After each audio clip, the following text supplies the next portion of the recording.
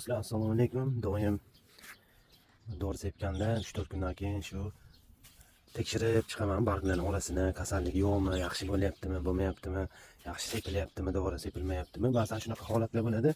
Masalan, mana shu yerdan apparatni aylanadigan bo'lsak, bu tarafiga dori tegmay qoladi. Asosan shunaqa joylardan ko'payib tarqab boradi. Hozir tekshiryapmiz. Hozir bo'lsalarning kasalligi ko'payadigan payt bizga ham mana bilinar bilinmas ko'rib bilinyapgan bo'lsa, yaltirab turibdi. Bu shira kelish xavfi bor deyapti. Ko'rinyapgan bo'lsa, sababi biz bu tarafdan dori sepmaymiz-da. Endi bundan keyin dori sepayotganda bu tarafdan kelib dori sepishimiz kerak bo'ladi bu tarafga qaratib. Hech qisi yo'q, ertaga dori qilamiz. Kerakli dorini qilib 3-4 kundan keyin yana bir tekshiramiz. Hammasi yaxshi bo'ladi. Shunga dori qilayotganda doim 3-4 kundan keyin tekshiringlar. Kasallik bormi, yo'qmi, kelyaptimi, yo'qmi, xavf oldini doim olib turish kerak. Shunaqa gaplar.